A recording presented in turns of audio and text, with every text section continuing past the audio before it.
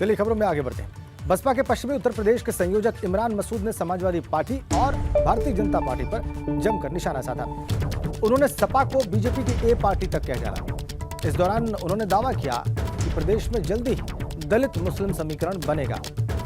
वहीं मदरसों के सर्वे पर इमरान मसूद ने कहा कि सवाल नीयत का है, यदि सरकार की नीयत साफ है तो काम करके दिखाए। उन्होंने कहा कि समाजवादी पार्टी और भाजपा दोनों ही पार्टियों की नीतियां ठीक नहीं। स्वागत है एक बार फिर से आप सभी का। आगे बढ़ेंगे बड़ी खबर के साथ जो कानपुर से इस वक्त हमारे पास है। वहां पर पुलिस ने समाजवादी पार्टी के विधायक इरफान सोलंकी की फॉर्च्यूनर कार को उठा लिया है। इरफान सोलंकी की कार उठाकर थाने ले आई है पुलिस। इरफान सोलंकी के भाई रिजवान सोलंकी पर पुलिस ने एफआईआर दर्ज की है। पीड़ित महिला फातिमा से भी पूछताछ कर रही है पुलिस। चूंकि आरोप यह है कि फातिमा ने, यह भी आरोप लगाया जा रहा है कि फातिमा ने जिसके कहने पर एफआईआर दर्ज हुई है, जिसकी तहरीर पर उसने ही मकान पर कब्जा किया है, तो अब पुलिस फातिमा से भी पूछताछ कर रही है। दूसरी ओर इरफान सोलंकी की फॉर्च्यूनर गाड़ी उठाकर थाने ले आई है पुलिस। और ये देखिए आप, जो एफआईआर दर्ज हुई है उसकी कॉपी इस वक्त एडीपी गंगा के पास, और आप देख लीजिए तारीख और धाराएं।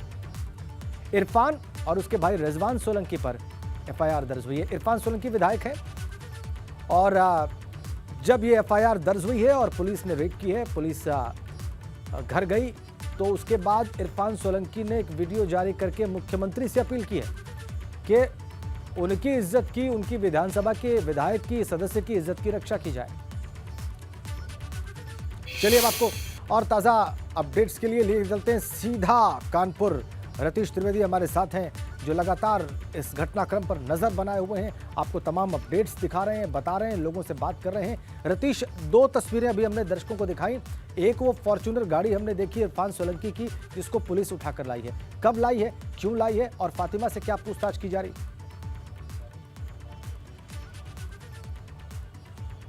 बिल्कुल, देखिए आपको ताज़ा अपडेट दे देते हैं। जाजमा उठाने के बाहर हम खड़े हुए हैं, अपने कैमरा सहयोगी से कहेंगे कि आपको दिखाएं कि वो गाड़ियां किस हालत में खड़ी हुई हैं। यूपी 78 ER 1300 सोलंकी 13 नंबर जो है, इस नंबर को सोलंकी परिवार काफ़ी ज़्यादा पसंद करता है, क्योंकि इरफान सोलंकी जिस गाड़ी से चलते हैं वो भी गाड़ी 13 नंबर की है। इस गाड़ी से इरफान और रिजवान दोनों चलते हैं। थाना जाजमऊ के ठीक बाहर ये खड़ी है। आपको ये तस्वीर दिखा दें, कानपुर लखनऊ हाईवे का ये इलाका है और ठीक हाईवे पर ही ये थाना बना हुआ है। आपको अंदर लेकर के चलते हैं। एक गाड़ी हमने आपको दिखा दी, फॉर्च्यूनर ये खड़ी हुई है, और जाजमऊ थाने के अंदर दूसरी गाड़ी खड़ी हुई है जो पर्सनल गाड़ी कही जाती है इरफान सोलंकी की, यूपी 78 FE 0013। ये सफारी स्टॉर्म गाड़ी, जिससे अक्सर हम इरफान सोलंकी का जब भी बातचीत करते थे, इंटरव्यू करते थे, तो इसी गाड़ी में वो बैठ करके चलते हैं। ये थाना प्रीमाइसेस के अंदर खड़ी की गई है। आपको ये तस्वीर दिखा दें, थाने में जो पुलिसकर्मी हैं बड़ी संख्या में मौजूद हैं। नया थाना ये बना हुआ है, जाजमऊ पुलिस चौकी होता था, लेकिन इसको चकेरी से काट के नया थाना बनाया गया। बड़ी संख्या में पुलिसकर्मी, सुरक्षाकर्मी यहाँ पर मौजूद हैं। पीएसी की गाड़ी, अपने सहयोगी से कहूँगा कि वो भी आपको दिखा दें कि पीएसी की गाड़ी भी यहाँ पर मौजूद है, पीएसी कर्मी भी यहाँ पर मौजूद हैं। जो दो गाड़ियाँ जो सोलंकी परिवार की हैं, एक गाड़ी जो इरफान सोलंकी की है, देखिए विधायक का पास लगा हुआ, सचिवालय का, विधानसभा सचिवालय का पास लगा हुआ है। यूपी 78 FE 0013 0596 क्रम संख्या, और वैधता दिसंबर 2022 तक है इसकी। तो ये इरफान सोलंकी की गाड़ी पुलिस यहाँ पर उठा के ले आई है। अब वो जगह दिखा, समाजवादी पार्टी का देखिए झंडा लगा हुआ है, वो जगह भी आपको दिखा देते हैं जहाँ पर फातिमा नाज से पूछताछ की जा रही है। ये बंद कमरा है, जाने की इजाज़त नहीं है, लेकिन इस बंद कमरे के पीछे फातिमा नाज, उनकी बेटी से बातचीत हो रही है, जो उनका नाती अमान है, जिससे कुछ देर पहले हमने बात की थी, और जो सीधे तौर पे आरोप लगा रहा है कि रिजवान सोलंकी और इरफान सोलंकी ने उनकी प्रॉपर्टी पे कब्जा किया है। चूँकि इन्वेस्टिगेशन चल रही है, इसलिए हम अंदर जाएंगे नहीं, लेकिन आपसे कुछ देर पहले यहाँ पर फातिमा नाज और उनकी बेटी यहाँ मौजूद थी, और वो यहीं पर जो पुलिसकर्मी ये बाहर हम आपको दिखा रहे हैं, ये बैठे इन्वेस्टिगेशन कर रहे थे। अभी अंदर इन्वेस्टिगेशन हो रही है, चूँकि महिला है तो महिला दरोगा और महिला कांस्टेबल जो है वो अंदर पूछताछ कर रही हैं। और ये जाजमऊ थाना वही है जहाँ पर रात में जो एसओ थे उनको सस्पेंड कर दिया गया, और नए एसओ यहाँ पर त्वरित गति से यहाँ पर लाए गए हैं। तो ये कार्रवाई हो रही है। ये अब की तस्वीर है, बड़ा हाई प्रोफाइल मामला है, चूँकि समाजवादी पार्टी के विधायक हैं इरफान सोलंकी, उनसे जुड़ा मामला है, इसलिए पुलिस भी फूंक फूंक कर कदम रख रही है। लॉ एंड ऑर्डर की कोई सिचुएशन ना ऐसी बिगड़े या किसी तरीके की कोई परेशानी उत्पन्न हो, इसके लिए भी पूरे उपाय कर लिए गए। इस थाने में जो सुरक्षाकर्मी हैं, जो पुलिसकर्मी हैं, वो बड़ी संख्या में मौजूद हैं। जाजमऊ का इलाका है और ये जो लेदर बेल्ट कही जाती है कानपुर की, सबसे ज़्यादा चमड़ा टेनरियाँ यहीं सी इलाके में हैं। ये पूरे थाने का जो दृश्य है वो हम आपको दिखा रहे हैं। एक जो सफारी गाड़ी है ये खड़ी हुई है जिससे इरफान सोलंकी समाजवादी पार्टी के विधायक हैं वो चलते हैं, और एक फॉर्च्यूनर गाड़ी बाहर है। अंदर पूछताछ चल रही है क्योंकि रिजवान सोलंकी और इरफान सोलंकी ने भी दावा किया है, और खासतौर से समाजवादी पार्टी के विधायक इरफान सोलंकी ने सामने आकर के जो वीडियो पेश किया है और अपनी सफाई दी, उसमें साफ तौर पर कहा है कि जिस विवादित प्रॉपर्टी की बात की जा रही है वो दरअसल रिजवान सोलंकी की है। और इस दावे के बाद ही अब पुलिस इंक्वायरी कर रही है फातिमा नाज से, उनके परिवार से, ये भी जानने की कोशिश हो रही है कि प्रॉपर्टी आखिरकार है किसकी, क्योंकि यही सबसे बड़ा बवंडर है। अब से कुछ देर पहले जब प्रॉपर्टी पे गए थे तो वहाँ आग के निशान साफ तौर पे देखे गए, फ्रिज जला मिला, सिलेंडर जला मिला, गृहस्थी का सामान जला मिला, और जो फातिमा नाज के नाती और नातिन हैं वो वहाँ पर मौजूद थे, उनसे भी हमने बात की थी। तो ये पूरा परिदृश्य है, हाई प्रोफाइल मामला है। फिलहाल इरफान सोलंकी और रिजवान सोलंकी कहाँ हैं पुलिस को नहीं मालूम, लेकिन पुलिस की टीमें कई लगी हुई हैं ये पता करने के लिए कि दोनों कहाँ पे हैं। फिलहाल जो धाराएं लगाई गई हैं वो काफ़ी ज़्यादा गंभीर हैं। गंभीर इस बाबत की आग लगाया गया, कब्जा प्रॉपर्टी पर करने की कोशिश की गई, और तमाम अन्य धाराएं भी लगाई गई, धमकाने की भी धारा लगाई गई है। तो जाजमऊ थाने का ये परिदृश्य, ये दृश्य है। और इस थाने में जो दरोगा थे उन पर जो एक्शन हुआ है, इस तरीके से अंदर रतीश, जो दरोगा पर एक्शन हुआ है उसके बारे में भी थोड़ी जानकारी हमारे दर्शकों को जल्दी से दे दें। बिल्कुल, देखिए जाजमऊ थाने के एसओ अभिषेक शुक्ल रात में ही सस्पेंड किए गए हैं और उन पर कोताही बरतने का आरोप लगा, लेकिन जो हमारे सोर्सेज बता रहे हैं वो यहाँ के जो सिपाही हैं वो कारखास जो हैं उनकी वजह से थोड़ी सी परेशानी में पड़ गए एसओ, क्योंकि नए अपॉइंट किए गए थे, और उसके बाद जो सूचनाएं और जो चूँकि इरफान सोलंकी कोई हल्के आदमी नहीं है, उनका भी एक लंबा सियासी अनुभव है, और उसको लेकर के एक पसो पेश की स्थिति थी कि कार्रवाई करें ना करें, तहरीर मिली, तहरीर मिलने के बाद जांच की बात क्यों लिया गया है और क्या हुआ होगा इसका अनुमान लगाया जा सकता है। रतीश, बहुत धन्यवाद आपका। हमारे पास लखनऊ से अखिलेश यादव पहुंचे हैं, समाजवादी पार्टी के मुख्यालय। निकाय चुनाव के दावेदारों से वो मुलाकात कर रहे हैं। हमने पिछले दिनों देखा है कि समाजवादी पार्टी के दफ्तर पहुंचकर वो इस बीच में निकाय चुनाव के जो दावेदार वहां पर आते रहे हैं उनके साथ मुलाकात करके बात करके मंथन करते रहे, उनकी राजनीतिक शक्ति को तौलते रहे हैं, और ये देखते रहे कि उनके जीतने की प्रायिकता क्या होगी अगर उन्हें समाजवादी पार्टी अपना टिकट देती है, अपना सिंबल देती है चुनाव लड़ने के लिए। इसी क्रम में आज फिर दफ्तर पहुंचे हैं समाजवादी पार्टी के अखिलेश यादव और मुलाकात कर रहे हैं उन टिकटार्थियों से, उन दावेदारों से जो कि सपा के सिंबल पर निकाय चुनाव में मैदान में उतरना चाहते हैं। चलिए आपको सीधा वहीं लिए चलते हैं, समाजवादी पार्टी के मुख्यालय लखनऊ। विवेक त्रिपाठी हमारे सहयोगी इस वक्त वहां से जुड़ चुके हैं, और विवेक हमें बताएंगे कि कब पहुंचे अखिलेश यादव दफ्तर पर और कितने ऐसे टिकटार्थी या दावेदार वहां पर पहुंचे हैं जिनसे अखिलेश यादव मुलाकात कर रहे हैं या कर सकते हैं। राजेंद्र, जब अखिलेश यादव लखनऊ में होते हैं तो ठीक 10:30 से 11:15 बजे के बीच में समाजवादी पार्टी के मुख्यालय पहुंच जाते हैं। बगल ही में उनका आवास है, वहां से 1 मिनट का रास्ता लगता है और वो यहां पहुंच जाते हैं। आज भी 11:15 बजे ठीक अखिलेश यादव पहुंचे हैं। उसके पहले सुबह से ही यहां पर कतार लगी थी, भीड़ लगी थी उन लोगों की जो निकाय चुनाव में अपनी दावेदारी पेश कर रहे हैं, खासकर चेयरमैनी के पद पर। चेयरमैनी का पद समाजवादी पार्टी के लिए सबसे महत्वपूर्ण होता है और ज़्यादातर लोग इसी पर दावा करते हैं। जगह जगह से लोग, खासकर पश्चिमी उत्तर प्रदेश से आए हुए बहुत सारे लोग यहाँ पर अंदर मौजूद हैं। अखिलेश यादव सबसे मुलाकात कर रहे हैं, लेकिन आज एक और महत्वपूर्ण मुद्दा हो गया है। इरफान सोलंकी का प्रकरण जो कानपुर में चल रहा है उसको लेकर भी यहाँ कानपुर से लेकर लखनऊ तक सियासत गर्म है, और मोहम्मद हसन रूमी कानपुर के विधायक हैं, इरफान सोलंकी के खासे पुराने मित्र भी हैं, साथी भी हैं, तो इनसे बात कर लेते हैं। रूमी साहब, आज अंदर अखिलेश यादव से आपकी मुलाकात हुई, क्या चर्चा हुई है जो चुनाव है उसको लेकर, निकाय चुनाव, मैनपुरी, रामपुर, खतौली उपचुनाव और इरफान सोलंकी तीनों पर?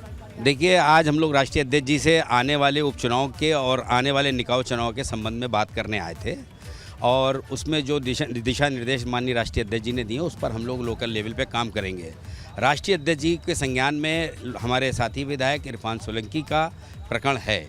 उन्होंने कहा मैं कमिश्नर साहब से अभी बात करूंगा और कमिश्नर साहब से पूछूंगा कि इतनी जल्दबाजी गिरफ्तारी की क्या थी, 14 थानों की फोर्स इतनी जल्दी क्यों चली गई थी, महिलाओं बच्चों के साथ मिसबिहेव क्यों किया गया था। तो माननीय राष्ट्रीय अध्यक्ष जी ने खुद संज्ञान लिया है इस पर, और वो खुद लोकल पुलिस के आला अधिकारियों से बात कर रहे हैं, और हम लोग भी बात करेंगे जाकर कि अगर कोई किसी ने मुकदमे की तहरीर दी है तो आप थोड़ी विवेचना कीजिए। माननीय विधायक हैं, विधायक का कुछ प्रिविलेज होता, वो घर छोड़ के नहीं भागेगा, वो कहीं नहीं जाएगा। लेकिन इसके विपरीत एक बहुत खौफनाक माहौल बना कानपुर में। 3 बजे रात को मैं यहीं पे था, तो विधायक जी का फ़ोन आया कि छावनी बनी है पुलिस। तो मैंने कहा भाई ऐसा है कि मैं लखनऊ में हूँ। इरफान सोलंकी चले क्यों गए घर से? उनके भाई और दोनों कहाँ गए? देखिए, वो उस समय घर पे नहीं थे जब उनका फ़ोन मेरे पास आया। वो कहने लगे मैं नहीं हूँ, मेरे बच्चों को, मेरी वाइफ को इस तरीके से पूरे घर को घेरा हुआ है। तो मैंने कहा आप जहाँ पे भी हों, आप पुलिस से संपर्क कीजिएगा, हम लोग के साथ चलिएगा।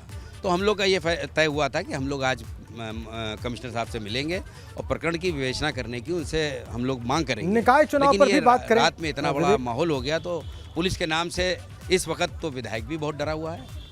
निकाय चुनाव रूमी साहब होने वाले हैं, उसकी भी तारीखें जल्द आ जाएंगी और चेयरमैनी के लिए, मेयर के लिए, पार्षद के लिए बहुत सारे लोग आ रहे हैं। कानपुर से भी लोग आ रहे हैं, आप भी आए हैं, आप भी किसी न किसी का समर्थन करने आए होंगे। तो पूरे प्रदेश में माहौल देखें तो निकाय चुनाव को लेकर समाजवादी पार्टी किस तरफ जा रही है? देखिए, जहाँ पर समाजवादी पार्टी के विधायक या मतदान ज़्यादा हुआ समाजवादी के पक्ष में, तो वहाँ पे एक वार्ड में 20-20, 25-25 दावेदार हैं। और लोकल लेवल पर जो निकाय के चेयरमैन या मेयर का जो चुनाव, उसमें भी लंबी फहरिस्त है।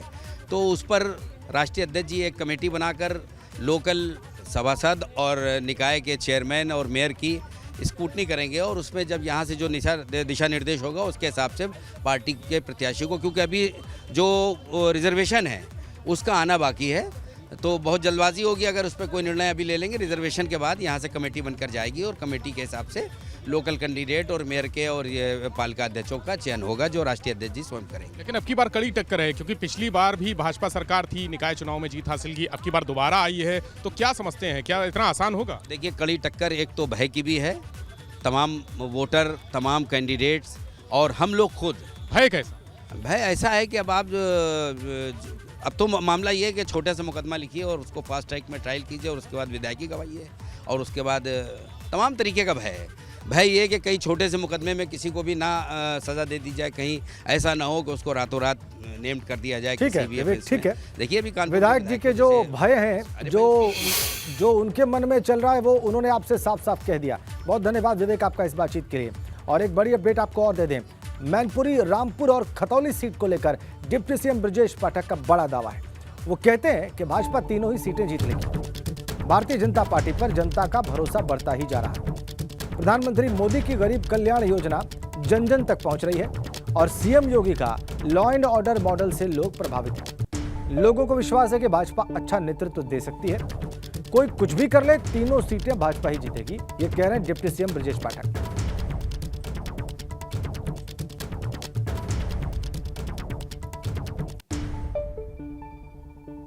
उत्तर प्रदेश में अब 3 सीटों पर बाई इलेक्शन होना है। मैनपुरी की सीट है, रामपुर की सीट है और खतौली की सीट है। बीजेपी कह रही कि मैनपुरी में भी जीतेंगे, रामपुर में भी जीतेंगे, खतौली में भी जीतेंगे। कैसे जीतेंगे, क्या रणनीति होगी? हमारे साथ उप मुख्यमंत्री ब्रजेश पाठक जी।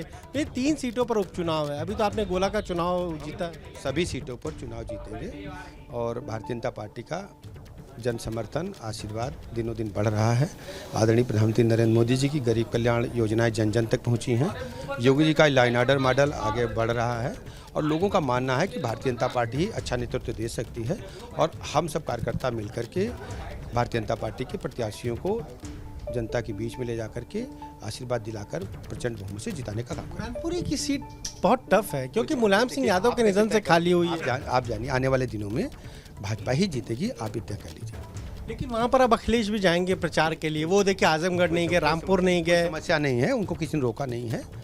लोकतंत्र का यही तकाजा है, सबको अपनी पार्टी का प्रचार करना चाहिए। बीजेपी कब तक अपने कैंडिडेट घोषित करेगी? आप वेट करिए, मैं तुरंत बता दूंगा। तो ये आपने सुना, क्या कहना है उप मुख्यमंत्री ब्रजेश पाठक का। साफ तौर पर कह रहे हैं कि कोई कहीं पर भी जाए प्रचार करने के लिए, बीजेपी को कोई मुश्किल किसी भी चुनाव में नहीं आने वाली और तीनों ही सीटों पर बीजेपी जीत हासिल करेगी। कैमरा प्रमोद के साथ अनवर शुक्ला, एपी गंगा, लखनऊ। इसी बीच में उत्तर प्रदेश सरकार के मंत्री अनिल राजभर का दावा सामने आया है।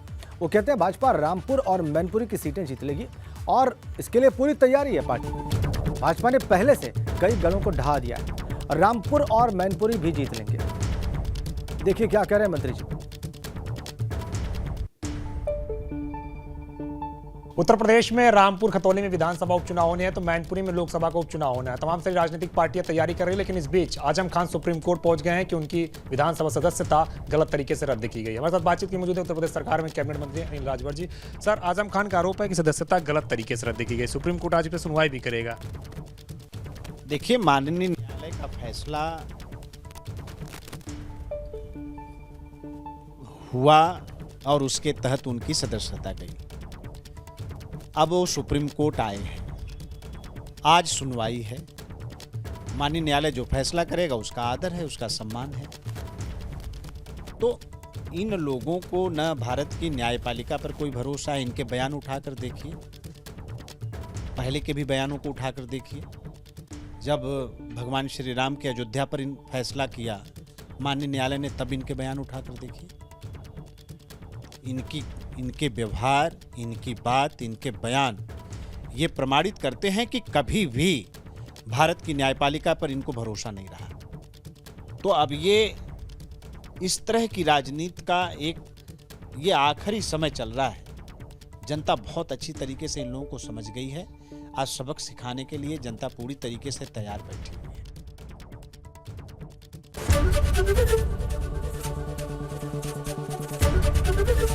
एबीपी गंगा, खबर आपकी, जुबान आपकी।